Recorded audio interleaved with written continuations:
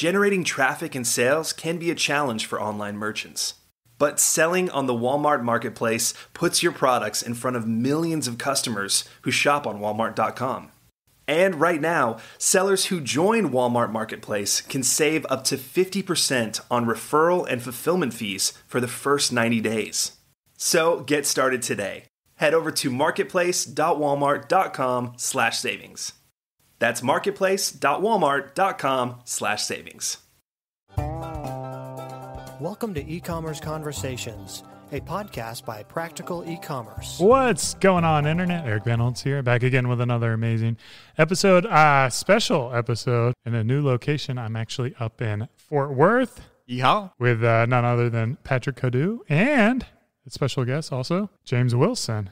Howdy. Beardbrand growth marketer. Hopefully you guys know these two. They've been on the episode before, but this is a special one because what we did is Beardbrand and Supply, Patrick's company, we had a holiday bet. And the reason I'm in Fort Worth is because we lost the bet. Barely. Yeah. And what I wanted to do is kind of talk about the bet and maybe like share the things that we've learned, what we didn't learn. So go ahead, say hello, Patrick. Hello, my name is Patrick, founder and CEO at Supply. More importantly, supporter and friend of Eric at Beardbrand. And James? I'm James. I'm the growth marketer at Beardbrand. I handle paid ads and the website. There you go. So what happened, I was looking up our old text messages, and I think it was like October 31st. Okay. So it was right before November, and we had, it must have been shortly after the last time we recorded our podcast show. Yeah, we probably recorded in August or September probably. Yeah, so if you haven't listened to that, go ahead and give that a listen to. We've stayed in touch over the year and just kind of talk about how business is going. Beardbrand and Supply, I would imagine, target really the kind of the same guy, but for different purposes. One to shave, one to grow a beard. And I thought, what would be fun and have a little friendly competition. It turned out we were just sharing our numbers, and our numbers were really close. Yeah, sales numbers for the year. Yeah, sales really close at that time. Yeah, I've got the numbers pulled up right here. So when we started this, October 31st or November 1st, whenever it was, Beardbrand was behind Supply by $166,763. Year to date at that time. Year to date, yeah. So from January through October 31st. Okay. First 10 months. You know, I'm an underdog. My college football team are the Gamecocks. They never show up. You know, they're always the underdog. And we have growing season. During the winter, a lot of guys grow their beards out. You had a plan all along. You were like, I'm going to get this guy because I know the best part of my year is coming up. Everyone's best part of the year is fourth quarter. Yeah, that's true. I mean, I thought it was a pretty big gap. Yeah, it was. You essentially have to capture 100,000 each month. So I'm like, okay, well, I think we can do it. We can be a little more aggressive. We're going to have a really good holiday season. And then after Patrick committed to it, didn't you like send me an email about your pre-holiday sale push where you had just like a huge day? Yeah, so that's really interesting. We don't have to go down that rabbit trail now, but we started Black Friday early. It would actually be interesting to kind of get into this because there were some learnings, but we started our kind of quote Black Friday sales. We didn't call it Black Friday, but we started our promotions like November 1st because we were concerned about some of the challenges that were coming up post-November. So yeah, we don't have to get into that now, but yeah, we started early with our promotions. And you guys don't really even do promotions. Yeah, we do promotions. We don't do sales or discounting. So after we agreed to it, he sent me another screenshot of what that promotion was doing. And my $160,000 hole became like a $200,000 hole within a couple of days. So by early November, I was up by 200-ish. You were up by a good bit. Yeah. Yeah. And then we battled back. Yep. And by... Clawed your way back. Yeah, by December 31st, we ended up being down by $63,121. Amazing. You had me really scared, actually. Yeah.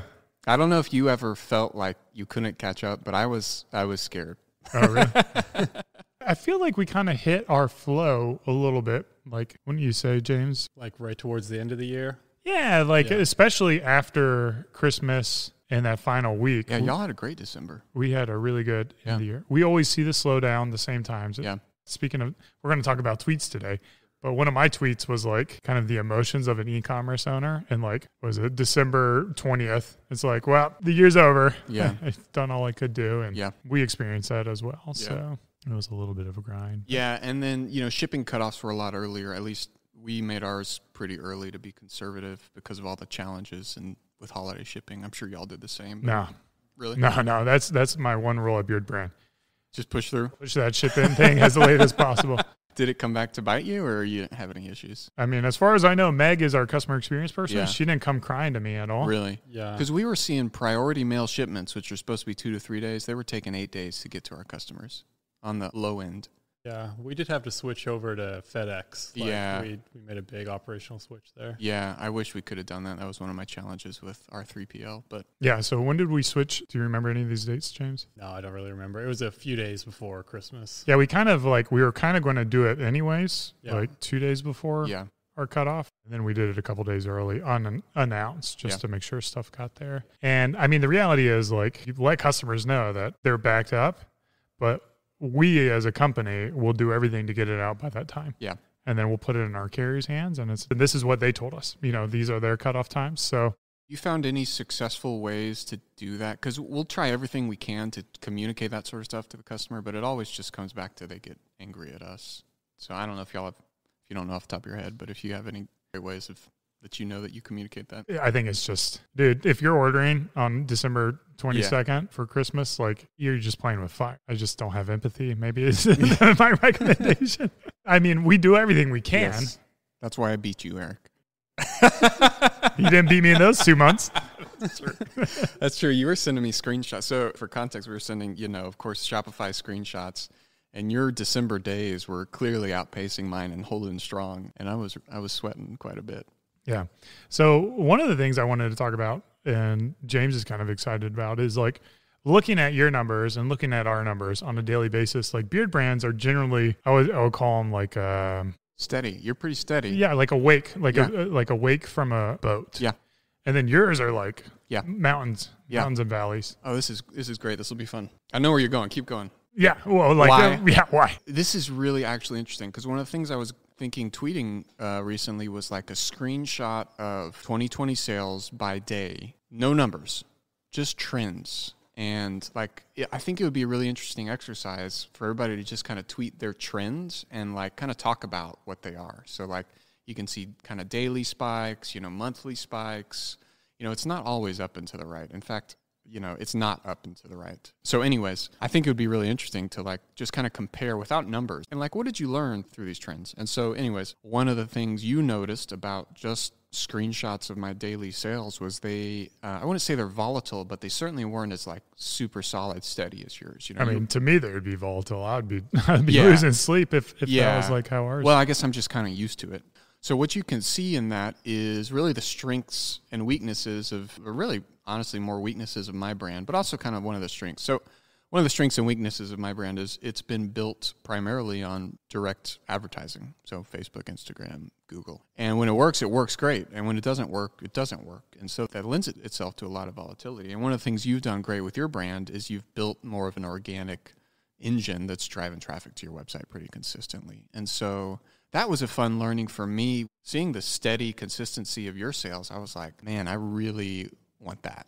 And so one of my big initiatives this year is to start, firing up our YouTube channel, our TikTok, like we're really going to focus hard on organic this year. And, I'm grateful for the strength of our digital advertising. It's gotten us to where we are, but it's also a very volatile way to grow a business. So that was a cool learning for me, swapping numbers with you. Yeah, and what I'm thinking is like, well, I've got this pretty level base. How do I add like fire on those days and like really win? Like, what are the things you're seeing where you can just push the gas down? Yeah, it's hard to answer because I'm seeing a lot of challenges in volatility. And it's not just me. It's every smart marketer I know.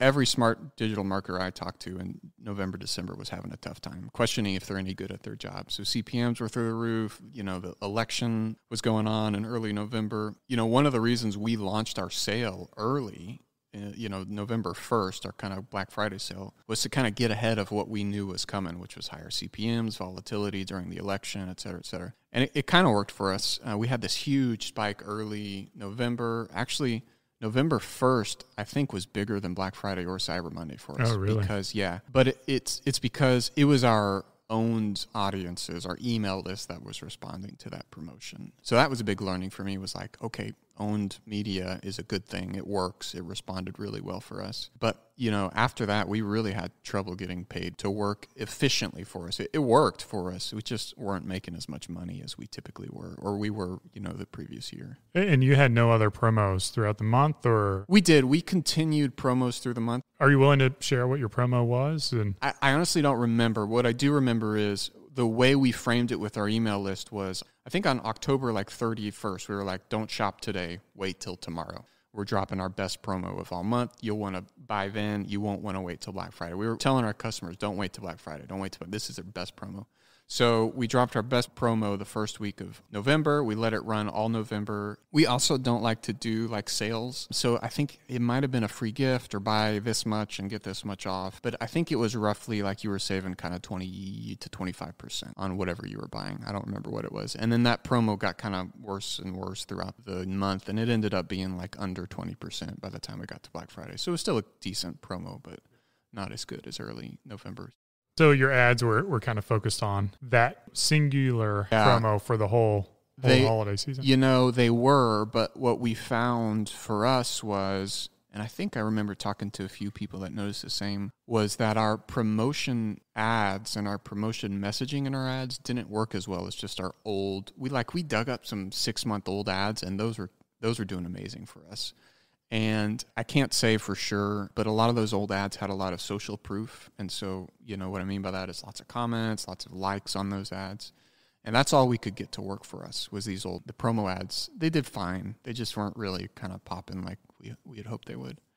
So I don't know what that says about what was going on at the time, the algorithm, whatever. But I heard that same comment from at least a few other people, that all they could get to work was old social proofed ads. Yeah. James, what did we see? Were we able to hit our return on ad spend for November, December? Yeah, we hit it both months. Were we able to scale up our spend, or? We started really scaling up our spend in December, and we were able to hit our kind of return on ad spend goal in December. And we saw the same thing where we actually ran a promo in December to try and beat you guys.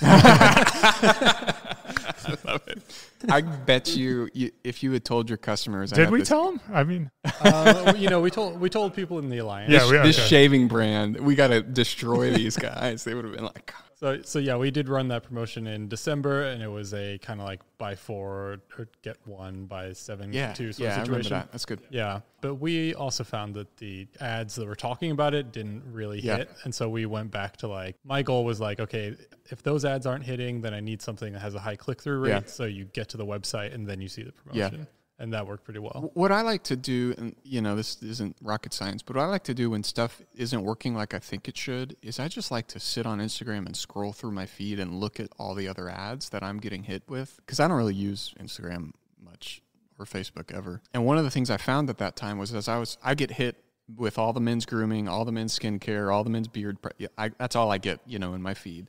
And they were all, 30% off, 40% off, 50% off, and it was just ad, sale. And it's every 4 posts. And so eventually your eyes just kind of gloss over with all these sales. And so I think that was one of my learnings was that, it's hard to stand out in all the noise. I guess in my mind, I like to think that I'm the only one doing something unique and cool on Instagram with my ads, and I'm the only brand doing what I'm doing. And then I scroll through the feed and I realize, every shaving brand, every beard brand, every grooming brand. There's only one beard brand. Well, excuse me. Sorry. So that, I don't know, that was kind of a learning experience for me, was we're no longer the only kids in town. And when I say everybody, I mean the big companies, the P&Gs of the world, the nobodies you've never heard of, the brand new startups.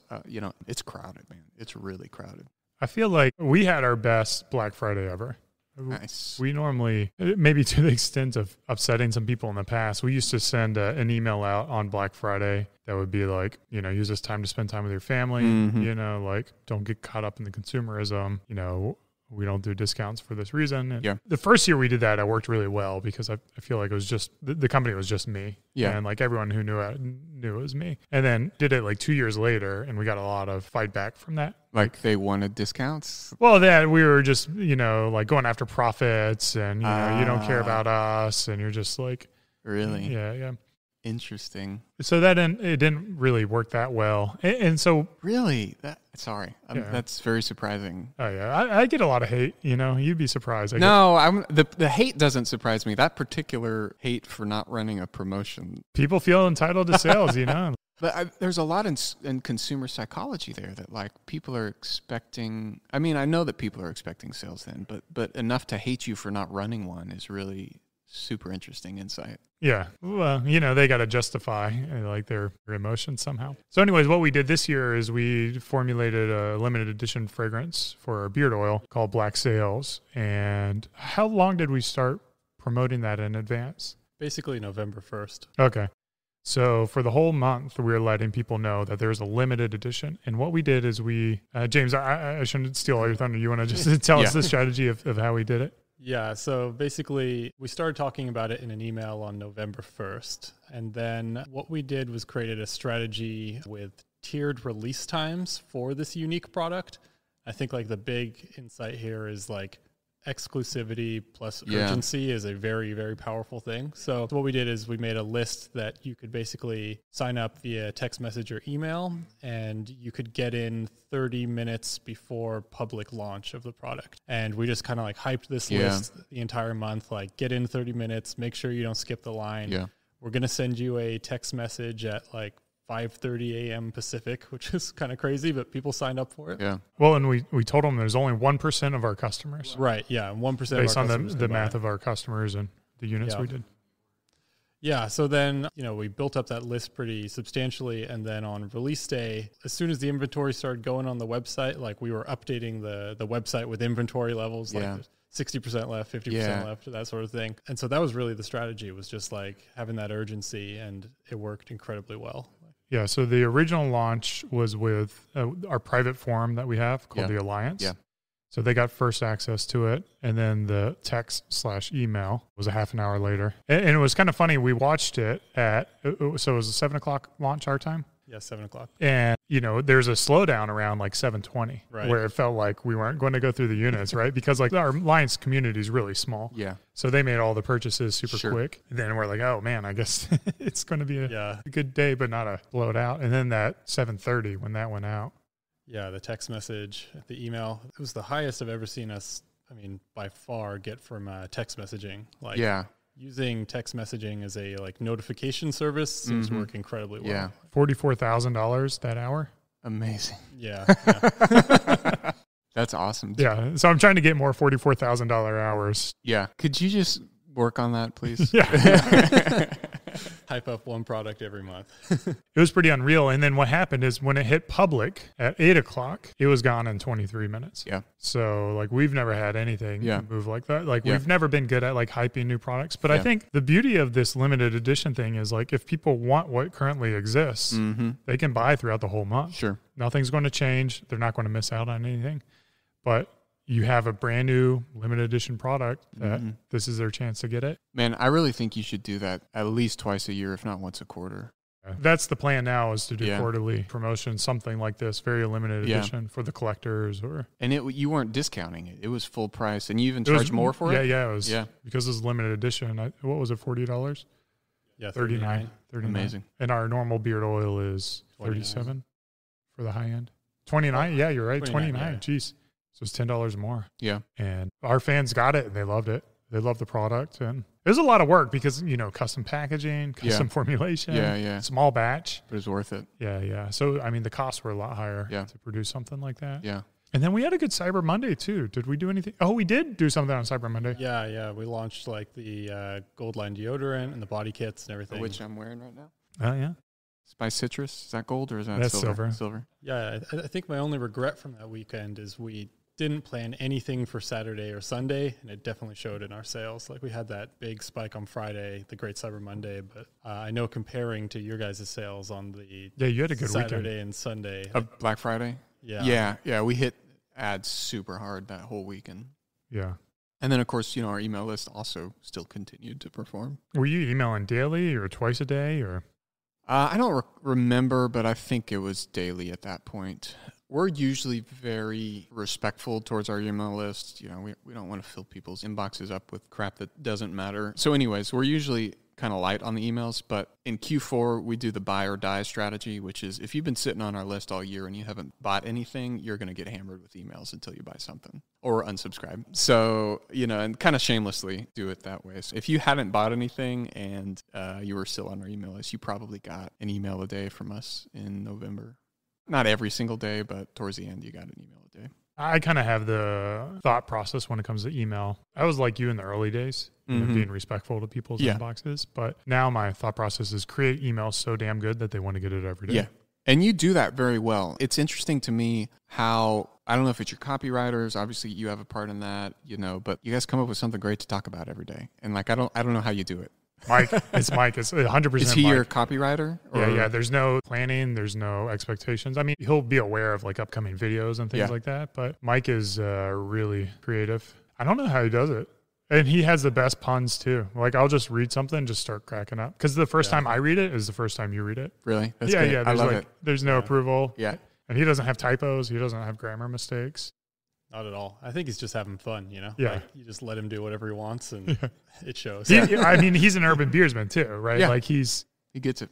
Yeah, he gets the brand, he gets the voice, he's bought in and he has full autonomy. So finding a good copywriter is really, really hard. Yeah. That's actually on our list this year, that and a videographer. We've been through a couple and, you know, there's people who are great at writing, but there's just something different about like really understanding the brand and connecting to the brand. Yeah. And your customers, if your customers know the brand better than your copywriter. Yeah, that's a problem. That's kind of the problem. Yeah. Yeah. So what did you start him doing? Because, you know, day one, he's not writing emails to your customers. How did you kind of... I think he was. So he was a customer already, I'm guessing? No, I mean, when we did our interview process, we saw so many cover letters and then Mike's hit and it's like, oh my God, he doesn't have to change a thing. Like everything about the way he communicates is just his natural. Did you have him do like test writing or just through his cover letter you could tell? Part of our skills test for our copywriter is he had to write a product description for something.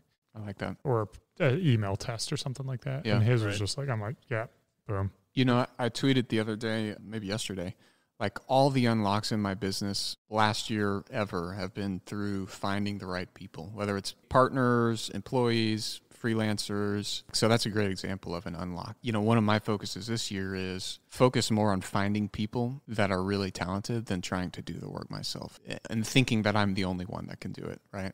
So like I do most of the copy for us right now. I'm pretty good at it. Yeah. And I need to stop being good at it and start looking for somebody else to be good at it. Well, the reality is there's someone who's great at it. Yeah. Amen to that. And you're really good at it. You know, like I was pretty good at writing emails beforehand. But I think like my first 7 years of business, well, let me take that back. From year 2 to year 7, all the headaches were around trying to build the right team and getting the right people in the right seats and just allowing the team to thrive. And then we had layoffs in March. Of this year? Yeah, of this year. Okay. Oh, I remember that. It was since that point that I've had the least amount of anxiety or stress or anything like that. So I just really feel like our team got the right people in the right seat. Like I finally get it where people talk about like hire great people and it's just great and everyone's great. Yeah, it was just the greatest year. And like, I guess it's cool to have James in here from like a different perspective from the owner as a team member who has to work with the team. Like, did you feel it differently as well? I mean, you've been with the team like 3 years now. Yeah, so I definitely felt it was different. And I think the main thing is that there was a level of bureaucracy that existed prior to the kind of layoffs. And we reorganized to the point where everyone is responsible for their own area and you really don't have to ask anyone to do anything to kind of get your job done. Yeah. And that's just changed everything in the business. Like if I want to do something on the website currently, I do it. I don't ask anyone. I don't get approval. I don't need anyone, to be honest. And that's just amazing. That's awesome. That's kind of unlocked us as a team. Yeah. And like our copywriter had to have all the emails approved before they're going out before. And I was like, our art director, Shayna, I was like, Shayna, how often are you making changes or edits to this? And she's like, never. Yeah. Like, why are we wasting our time doing that? Yeah. Just trust them. Yeah. Trust is one of our core values. So, and I feel like because we have team members who are so good at executing and knowing what to do, and they represent our core values, freedom, hunger, and trust. They got that hunger, that it's the right people. But if you get someone in there who doesn't perform well in that environment, who needs more structure, it probably wouldn't go well. That's probably why we had the bureaucracy in the first place. Right. Yeah, I mean, there's no answers currently. You have to provide your own answers. So. Well, especially now because I'm consistently getting like dumber and dumber. Yeah. Like I can't even like do sentences. You know, coherently. one of my favorite things to do now is ask my employees things or like my partners things that I could go Google, but you work for me, so you go Google. So I'm not that bad. I've become what I hate, which is when my employees ask me things that they can go Google. You're that old guy. And as an employee, you never understand it. It's like, why doesn't he just do it himself? Yeah. They probably think, well, you should just go Google that, but they can't say that. So how is the new year kicking off for you? Are you seeing anything big, different? So I do this every year. I spent the first week of the year completely unplugged in Mexico in the middle of nowhere, not really paying attention to the business and more dreaming and kind of vision casting for the year and kind of thinking ahead. Just dreaming really is the word. I always think like, okay, I'm sitting on the beach right now. What do I want to be different next year when I'm sitting on the beach? And, one of the things was I wanted to build, an organization that I could trust to run the business when I wasn't there. And so like I was unplugged, but I was still checking in and approving things. But like one of the transitions I'm trying to make and complete is transition from founder to CEO. And I've been kind of on that journey for a year. I feel like I have another year to go. And what I mean by that is like from working in the business to working on the business, from doing everything to building a team. And it's tough when you're bootstrapped because you can't afford all the people you want and need. And so you have to find like these kind of unicorns in a sense that are generalists but can also train themselves to be specialists in certain ways. And so I've had a lot of trouble finding the right people for certain roles. One of my focuses is to quit thinking about the money and just go find the best people I can, and not necessarily like just pay outrageous amounts, but like I need a copywriter. And like this time last year I'd have been like, I'm not paying for a copywriter. Like I'll just write the copy myself. But my brain this year is I need a copywriter. I need a videographer. I need, these things to become the brand I want to be, and forget the money. I'll figure that out later. And that's not really what you asked me about. Well, anyways, I'll give you unsolicited advice is Please. like, as you search for these people, don't settle. Yeah. Okay. Because you'll run across a copywriter who does by all means good copyright, but you'll just kind of know deep down that this is not better than me. Yeah. So like, don't hire anyone who's worse than you. Yep. Because then eventually you're going to have to let them go. What if they're not necessarily as good as they could be, but you see the hunger in them that they could be better? Yeah, I think if there's potential there and they get it or they're passionate and they're just green. Yeah. Like, I mean, James is a perfect example. We brought him in as a data analyst and he's now doing growth marketing for us. So we're big fans of that. Yeah. That growth. Because I feel like, and the reason I ask is a very specific reason. I feel like the way I approached hiring maybe a year ago or even 6 months ago was like, find the experts, the best people. Doesn't matter what they cost. And that hasn't always worked out for me. Sometimes I don't think anyone we've hired, the exception is probably video editor. But like Mike was, Mike worked for a nonprofit. So how does that line up with what you just said about don't settle? Well, I mean, we look at the skills. So like part of the interview process is a skills test. And if they don't have the skills, but I don't care about their previous experience. When I'm screening resumes, I don't even look at the resume. I look at their cover letter. And then, because I do mostly creative stuff, I look at their portfolio. And everything else, I don't care what it says. I get that. I didn't look at resumes. I hired a head of growth that didn't end up working out. I got like 200 applications. I don't think I looked at a single resume. But if you can't write a compelling cover letter for a head of growth, like you're not going to do good in this job. I mean, that's what growth is, like being able to communicate. And if you look at all the people who work at Beardbrand, they all have like good cover letters that are unique and call out things. So I don't remember what yours was. I'm a data analyst living in France. Yeah, well, that's the thing is like he was applying from France. And like normally it's like, oh, he's in France, cut him. But like he mentioned, I'm relocating to Austin or whatever, or Austin's one of the cities. So we're like, okay, well. Are you an expat or are you French? I'm actually British. British, okay, cool. But he grew up in America. My best hire of 2020 was a guy who lives in Paris. Really? Yeah, he's actually in New York now, but he was in Paris for a little while. One thing I wanted to wrap up on this podcast, the final thing that I think is really important for people to consider is the fact that you and I, by all means, are competitors. Mm-hmm. Not only do we sell to like men, we're both like premium grooming, accessible. You know, in your year, did you have the best year ever? Yes. We had the best year ever too. And it's like, how can two people who are like competing, quote unquote, head to head still have great years? If anyone's still like in this fixed pie mindset I kind of want to help them like open up their mind and like be aware that competitors maybe aren't necessarily taking business from you, you know, or they're driving you to get better, you know. I'm actually really glad you're ending on this because I really had a lot of fun. It was a stressful Q4 for me. It was a heavy in a lot of ways, but I had a lot of fun with you just swapping numbers and just like commiserating, you know, I was having bad days, but you were having great days. So you could kind of encourage me and vice versa. And like, if I was having a bad day and you were having genuinely good days, I was genuinely really happy for you. And I'm a very competitive guy and I compare myself a lot to my peers, how I think they're doing, even though I have no clue, you know, how they're doing.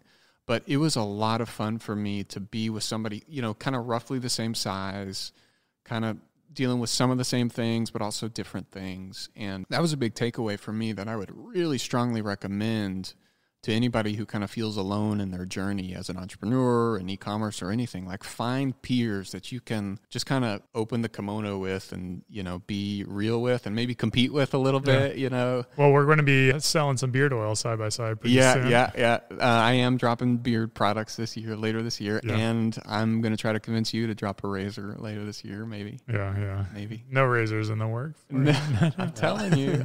You shaved your neck with something. What did you shave it with? The Brio Beardscape. Yeah, I mean, beard trimmer. Beard trimmer too. I've been trying to tell you. So anyways, I had a lot of fun, and obviously we're a part of e-commerce fuel, and you know, we're used to kind of that community, but it was fun just kind of one-on-one, just getting to walk side by side. And I think it's, you know, like Patrick and I clearly share similar outlook on life, and I wouldn't be this way with someone who's copied Beardbrand and, you know, like ripped off our branding and our message and stuff like that. But, you know, Patrick's clearly got his own vision, and he's going down his own pathway. And I think like that's the answer is like find your niche, find your vision, go on your own path and not try to copy competitors or emulate competitors. Yeah. And the reality is you talked about the fixed pie mindset. You know, I was reading about Harry's this morning. There's some article about them this morning, and they have 7 or 9% of the razor market, and they'll do like $350 million, or they did 350 last year. And it's like, it's kind of silly to like be worried about, you know, like I'm friends with Adam who runs Leaf Shave. It's technically a competitor, even closer competitor than you, right? Because it's razors. It's like, I don't really view him as a competitor. Like, it's kind of silly to view him as a competitor. You know, I view him as like a co-conspirator against the Harrys and the Gillettes of the world. Yeah. You know, so I think that's the perfect mindset to have. And the reality is like, you can live a really good life. Like if our businesses never grew another dollar, we can support our team members, we can support our family, put food on the table. So, all right, guys, this has been another e-commerce conversations. I hope you guys learned something. It was fun sharing this. It was fun. Maybe we'll have to do another contest. You know, I got the domain beardversusshave.com. I think there's something there for us. Yeah. Maybe we have an ongoing like holiday competition. Might be a lot of fun. As always, thanks for listening. Thanks for following us, sharing, talking to us on Twitter. A lot of you guys are on Twitter, so I appreciate that. Cheers. Keep on growing.